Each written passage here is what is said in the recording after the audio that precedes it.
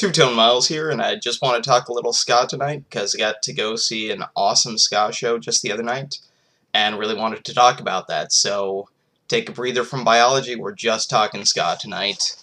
So this Thursday I got to go see the Toasters play in Portland. Toasters are my favorite ska band. I just love their whole catalog. I think they incorporate pretty much everything I love about ska into their music. You've got nods to the original Jamaican ska in songs like Chuck Berry and Hard Man for Dead, or Hard Man for Dead. They definitely identify themselves as a two-tone band with songs like Two-Tone Army, and then you got some stuff with some real intensity, like You're Gonna Pay, which sounds like it could have been a track off of Boss Tone's album. So I really think they span kind of the gamut of ska music, and they've got an incredible horn lineup. I mean, their songs really put that horn section to good use. And so the Toasters are definitely my favorite ska band, and they always seem to hit up Portland in February, so 3 years in a row now I've got to go see them play a show in Portland. My wife and I go, it's in lieu of kind of a more traditional Valentine's Day. We go up and see an awesome ska show and get to go see the Toasters, and I think it's pretty amazing that I get to see my favorite band for $10. Now obviously once I'm inside the door, I'm spending more than $10, but just the cost to go in, get in and see the show, $10, and it's a hell of a good deal because there were 3 opening acts and 2 of them were just absolutely incredible. Talk about that in a little bit, but yeah, once inside the door, I'm walking away with the Toasters 30-year anniversary T-shirt because it was actually at the 30-year anniversary tour last year, and that was really cool as a fan. Bought CDs by the Georgetown Orbits and the Sentiments. Again, talk a little bit more about those bands because they're really exciting bands to watch. Bought pitchers of beer and mixed drinks and enjoyed those in good company of friends. Got some friends who, while they may not be the biggest ska music fans, they'll come out to the shows and humor me, and I like that because I have a great time going out with my friends and seeing these shows. And even if they're not the biggest ska music fans, they can tell it means a lot to me, and it means a lot to go out and hang out with some good friends. I think one of the coolest things here is I got this photo signed here by Bucket, lead singer of the Toasters. I'll throw the picture up on screen for a couple seconds here.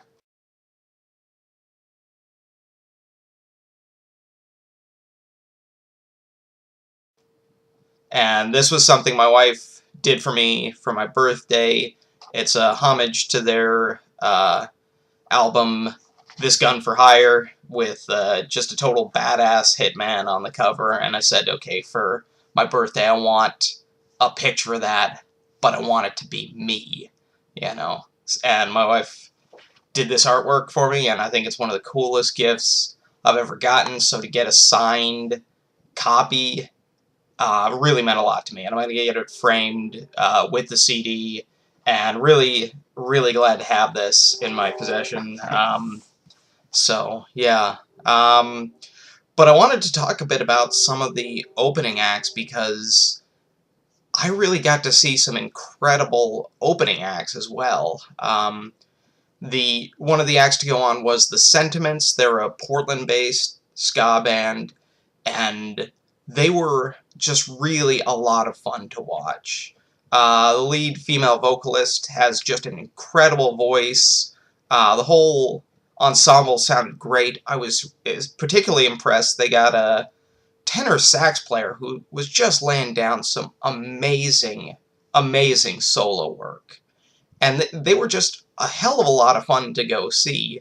And, some of my friends were saying, man, I may even like them more than the Toasters. I mean, that's not the case for me, but I mean, the Sentiments, they're a hell of a good band. One of the things I really liked about their show was just how good it sounded. I mean, we were in a bar that had pretty good acoustics, But again, it's still a bar, and really their show sounded like it could have been in a much bigger dance hall, or hell, even in the studio. I mean, everything sounded so crisp. It was incredible. And so yeah, if you're in Portland or have a chance to go see the Sentiments, I definitely recommend checking them out. I remember seeing a couple months back on the Duff Guide to Ska, which is a favorite website of mine. I'll throw the URL up on that. That the Sentiments were basically recruiting fan donations to record a 7-inch vinyl, and they were using the fan contributions to basically fund the album. And so you $15 donation got you a copy of the album when it released, and various other levels of donations got you shirts and posters, and I mean, the big donations, you get private shows, which is pretty cool. I just think that's a really neat way of doing things, where you get the fans essentially funding music that doesn't exist yet, but you've got the musicians with the drive to go out and record it. And so, yeah, I picked up their CD. It's $5, 4 tracks, but they're all really solid tracks, and who knows, maybe I'll review the CD sometime for one of these videos. Hoping to get in touch with the band and see if I can actually incorporate some of their music into either the opening or closing credits to one of my ska and biology videos. So, the Sentiments were a great band. They were followed up with the Georgetown Orbits, ska band out of Seattle. Had a bit more of a reggae touch to them, but they were incredible as well. I mean, their front man had crazy energy. I mean, he was just getting everybody whipped up into a frenzy. And, I mean, it was just a band that just oozed kind of this cool vibe. I mean, you think about like a bar where the smoke hangs so heavy in the air you can barely see the stage, and the tunes are just blasting, and man, Georgetown Orbits sounded great. And they had a really unique sound to them because of some of their brass and horn composition. They had a guy playing bari sax, a guy who was doing trombone and trumpet, so jumping between instruments depending on the song, and flugelhorn, which is kind of an obscure instrument. I never really seen flugelhorn in a ska band. I think, I was impressed to see one band was using a slide trumpet at a show I went to a couple years back, but, I mean, flugelhorn, that's a really obscure instrument, and it gave them this really ghostly kind of really unusual sound to their horns. I mean, it just kind of sent chills up your spine. It was amazing. And they closed with one of the songs I've been listening to off their MySpace, which was a cover of Good Lovin' by James Brown, and they just had such incredible energy. So, of course, I bought their CD as well. $10, 11 tracks, so a bit of a deeper CD. Also fantastic music. Both bands I would easily pay $10 to see in their own right. So yeah, if you're in the Northwest, two bands we're checking out: Georgetown Orbits and the Sentiments. So yeah. And just kind of talking a bit more about the show in general, one of the things I thought was really good, for a Thursday night show, everything just went so smooth. I mean, the sound checks were over like that. The sets were nice. I mean, no one went on too long, no one went on too short. It just flowed incredibly well. And, I had a great time. And when the Toasters took stage, they were really into it. I mean, not to say that they played, lackadaisically in previous shows, but, I mean, they were really, really into it. And, I mean, it just really got the crowd fired up. I mean, everybody was dancing. By the end there, I had to, take a breather because I, worked up a serious sweat just skanking along to the songs. I really got to hear a lot of my favorite tracks. Social Security, I just love the intro to Social Security. Decision at Midnight, that may be my favorite song of all time. Obviously, they had Don't Let the Bastards Grinding You Down. So, you know, just a great set list, hit after hit after hit. A little smaller of a set list than they'd done in previous years. There were things like tracks like You're Gonna Pay, Go Girl, What a Guan, Dub 56, Mona. A lot of the songs that I'd heard kind of in years past weren't on this particular set list. But again, the energy was so great that I really wouldn't trade it. I mean, I got a hell of a good set.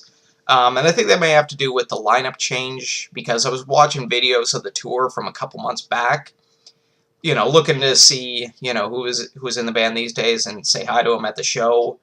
And I didn't recognize hardly anybody because in just a couple months they brought in new drummer, new trombone player, new sax player.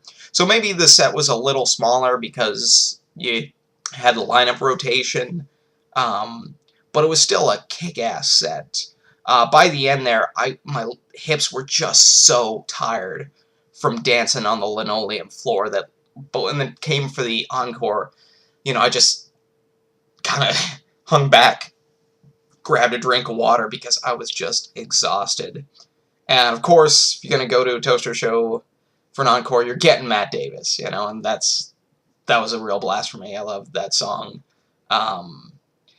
But I also thought it was interesting that they put in House of Soul as one of the encore tracks, which you still can't get House of Soul. I mean, there's not an MP3 release for it, so there's no digital download, there's no vinyl, there's no CD version, you know, there's no single of House of Soul. So to put, you know, essentially their latest song as an encore was kind of an interesting move, because it's not the song people would have really expected. I mean, heck, I kind of figured they were going to play History Book. But hey, you know, it was an incredible show. I had an absolute blast. And I picked up a tip that the Sentiments, I think they're going to be opening for the Slackers. So hopefully we go into another ska show pretty soon in the future. So yeah, I had an absolute blast. The Toasters tour like madmen, so check them out. They'll probably be playing your area sometime. See ya.